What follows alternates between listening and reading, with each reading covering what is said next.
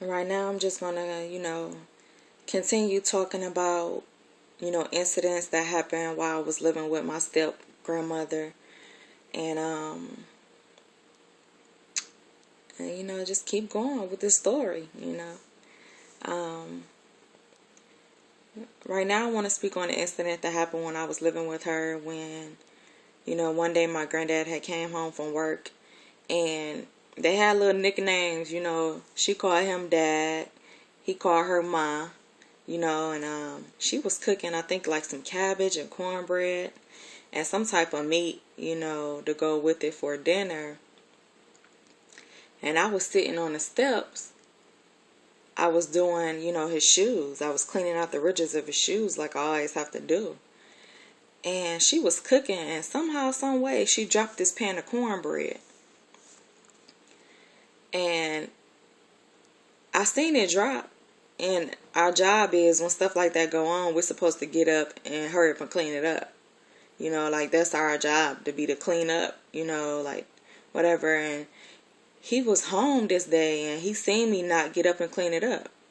So grandma told me like to get up and clean it up, and I looked at her like, in my head I'm thinking, bitch, you made that mess, you get it up. Like, I'm already doing something. I still got a list of chores still left to do. I don't need an extra addition for some shit that you messed up on, so I didn't get up and do it. And granddaddy was like, don't you hear mom talking to you? You get up and you get that cornbread up. I'm looking like, I tried him, but I haven't ever tried my granddaddy. He don't ever whoop us. And I didn't get up and do it. And rest assured, this was my first whooping from my granddaddy. He heavy-handed. I wouldn't ever think I would get a whooping from him. Like he got straight up. And it was this dustpan that was close to us. And in Atlanta, back then they made these like steel, like dustpans, kind of made out of steel, that was kind of heavy.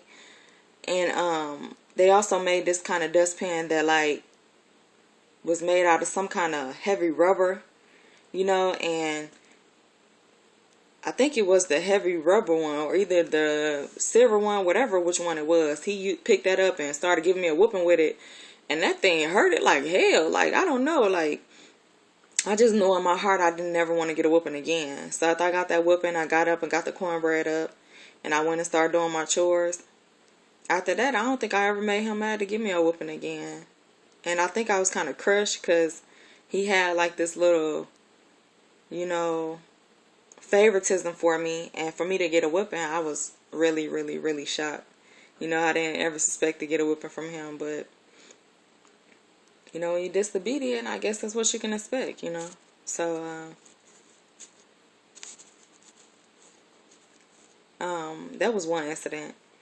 Then, I must admit, it was like, I think the whole time I stayed with my grandma, my mom had come and visited me like 3 times. Among one of her visits, she had brought this guy with her. And this guy she was dating. And for some reason I liked him, and I called him Dad for some reason. I don't know why, I just took to him. I guess kids know a pure person. He just seemed like a pure person. When he came, he had brought me a bike, something I had never had. And I'm thinking to myself, like, little do he know, my stepmama, grandmama, she don't allow us to go outside and ride bikes and play and shit, So really it was a waste of time. But to me, just the thought that he would bring it to me just made my day. And my grandma, she let me get the bike or whatever. I said thank you. Our time was gone like that. She really didn't really like me out there talking to them or being around them. Like, she wouldn't mind my mom, but guys and stuff, she didn't really want us around. So she told me I could put the bike up, up the hill at my auntie house in the back part of her house, like in the little up under. My auntie had like this balcony outside with like curtains around it where you can come out and sit out and you wouldn't have to worry about nobody seeing you. And up under that balcony was like this little cement, like patio porch, so I put the bike up under there, and that's where it was left. But back to the part where my step grandma, she was just real strict. She didn't really allow us to be around men. We could never go and spend the night at no one's house. You know, that was under the rules. We could never go nowhere, go outside and play again, like I always stated. She didn't want us to be around none of our uncles. You know what I mean? None of them could come be around us. If they did come, you know, we were outside sweeping up the driveway. We could speak and not hug them or ever be around them. You know, once my mom had moved out of the apartment mansion up there, one of my other uncles had moved into that apartment, and she would always tell us, don't go around that house, don't be around him. If he asks for you to sit on his lap, don't sit on his lap, you know, things like that. Now that I'm grown, I understand the reason why she did that is probably, you know, she didn't ever want us to be touched on, because you just don't ever know who's who. You know, I think part of her not letting us go anywhere was kind of our own protection, because you can let your kids go places and other people can mistreat them or touch on them, and I think that was her way of protecting us. But at the same token, we missed out on that, you know, getting to know our family members, getting to know some of our uncles, you know. Well, really want my uncle be step uncles, but getting to know them, you know, and we kind of missed out on that. You know, all we knew was them, you know, for a long time. And a couple of our aunties, we knew of them, you know, because they would come down and say hi and visit us, which would be my step aunties, which would be her daughters. And going back to the bike situation, you know, we couldn't ever ride bikes, but anytime we was outside and we thought we could sneak up the hill, because, you know, where one of my aunties stayed, which was her stepdaughter. I mean, not her stepdaughter, but her daughter, so she would be my step auntie. She stayed up on the hill where I had my bike at. And right next to her was the apartment mansion. And from her house to the apartment mansion is like this hill you can go down and do a slight curve. So anytime we had a chance, you know, my cousins would go get on my bike and go down that curve and swoop and do it again. You know, we'd take turns watching out, trying to have fun, sneaking in when we could, you know, when we snuck away when we thought she couldn't see us working outside. But I was a baby, so honestly, I never got on the bike until I got older. And I was like, damn, you know, I'm old enough. I got this. I can go down this hill. I'm going to be all right. Man, I went down that hill. It was raining one day. I got on the damn bike with my dumb ass. And I went down this fucking hill. And I did that slurp turn with the bike. Oh my God, I flew off the bike. The bike went this way. My chin hit the concrete, busted open, was bleeding, everything, everywhere. Oh God, I swear I couldn't even, like, talk. It just hurted that bad. Like, it had busted open. So I was just so upset, because I'm like, I'm going to have to go down here and hear her fuss at me for even being on this fucking bike. Why wasn't I outside cleaning up like I was supposed to be? And I knew I was going to get in trouble. So, of course, my crybaby ass, I always used to cry before the switch hit me. Before I get in trouble about anything, I was already crying. So, I got up and was leaking and shit. I was just leaking. I got on, put the bike back up there. I went down the hill back to my step-grandmama's house. And she was in the kitchen cooking dinner. And I had to go in because I was bleeding. You know, I had to, like, tell on myself. So I went and sat on the kitchen steps where I usually clean the shoes at. And I said, Grandma, I really couldn't talk. So I yelled her name once and I stopped talking because it just hurted that bad. I didn't want to move my mouth no more. I just had my hand like this. And she said, what the fuck happened to your face?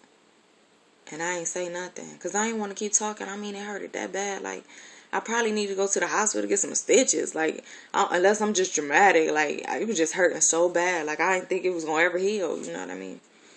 And she was cooking. And I think she said something like, do you want chicken or fish? Because, you know, they didn't eat pork. And I couldn't answer her because I was, you know, messed up. And she had asked me what had happened. I didn't tell her. And she was like, since you can't talk, you don't want to talk, go to your fucking room without dinner. Man, I don't know if she was just punishing me because she knew I had did something to mess my chin up. Like, she was like, until you ready to talk, you can't come out your room. And my mouth was hurting so damn bad. I didn't even want to talk. I didn't care. I stayed in my room. She was like, the only way you can come out your room is if you have to urine, like use the bathroom or whatever. That's what I did. I didn't eat, man. I stayed in that room for like 2 days. She didn't give me no food. My cousin sneaked me a can of Viennas here and there, but I was starving, man. Like, I think that whole first day I didn't eat at all. That second day, at the nighttime, my cousin had stole me a can of Viennas, and I tore them things up. I was hungry, you know. But, you know, I thought I was going to get away with it. And 2 days had went past, and, you know, before that night that had stole me something, I was in the bathroom taking a shower. I mean, not a shower, but a bath. And she came upstairs and she was like, so you being so fucking ignorant, you not gonna tell me what the fuck happened, and you can't open your fucking mouth and shit like that. Like, she was like, okay, you gonna be like that, be like that. Excuse me. So she went downstairs and I'm still taking my bath. I'm thinking, you know, everything cool, you know. I done leaned back in the tub with my eyes closed, and I'm playing in the water and shit, you know. She done snuck back up there with her quiet ass, you know, like I told you, she know how to tiptoe and you can't ever hear her motherfucking ass. She come in the bathroom with these switches and start tearing my ass up in the tub. So you know that stuff is hurting. I'm hopping and screaming and splashing water. I done got out the tub, I'm naked, you know. She done pulled me up out the tub, just beat my ass with this switch, man. I'm like, man, I got an ass whooping. Then I just got dressed. She was like, from now on, your ass will learn to fucking talk when I ask you something. And I went in the room and I was crying and stuff. I had kind of cried myself to sleep. And I think my cousin had felt bad because I ain't eating stuff. So she had snuck down later on that night, got me a can of Viennas off the shelf, woke me up and gave it to me. You know what I mean? So that's how that was. Now, as we got a little older, I was still a baby though. I was like maybe 8 by then, you know. And my cousins, like I said, they was always the ones stealing or doing revengeful stuff. I was just not learning how to, but I still didn't know how to do it and get away with it. Because after I did the towel incident to my cousin, I didn't want to be revengeful no more. I didn't. It wasn't a good feeling, you know. But it didn't stop them, you know. They were so used to it, they do it all the time, and we would still pay the repercussions for it. And I think my granny, she just started like letting other people whoop us, so she wouldn't have to, you know. She started letting my aunts, which was her daughters, whoop us. She favored one of her sons, and she would let him whoop us. Like, why would you let your son whoop us? You know, he didn't ever whoop me because I was a baby, and I think they knew that I didn't do nothing wrong. But my cousins was always getting whoopings because they wouldn't ever keep their room clean. They all had dressers and everything, and they would never keep their clothes folded up or nothing. I only had 2 dresser drawers. That's all I had because they had used up all the dressers, and I kept all my stuff folded up and neat and everything, you know. So I ain't ever get a whipping. When they would get whippings for that, she would call my uncle down there to whoop them, and they would be naked while he was whooping them. But my cousins, they, you know, if I was 9, they was like 11, 12, 13. They was starting to get boobs. You know what I mean? Why would you let him whoop them naked? You know what I mean? Like, I know he looking at them. He just seemed like the pervert type. You know what I mean? What you get joy out of watching these little girls run around naked while you whooping them? Like, what you taking out your daily frustrations on them? You know, as you going through stuff in your life where when you whoop them, some make you feel better. Like, cause how could you just come and just whoop kids when you don't even know what they did? Like, is it because it's your mom and you feel like you don't want your mom stressing over badass kids, so you come whoop them instead? Like, I don't know. Grown-ups, you know, they do things like that. I don't know. You never know why somebody do what they do. But at the end of the day, I didn't feel like that's what's up. You know, these little kids getting whooped by a grown man naked. Come on now, if you gonna whoop them, leave them with their pants on at least, or their shirt. You know, give them a whooping like that, or, you know what I mean? Or, I don't know, man. That just didn't seem right to me. That seemed like some fruity shit. And for my grandma to be so protective, the ones that she let around us was the main ones hurting my cousin in the end. So she fucked up. Like, you protected us from what for real? Nothing. I want to go ahead and talk about her participation with us in school. She had a little bit good to her, you know.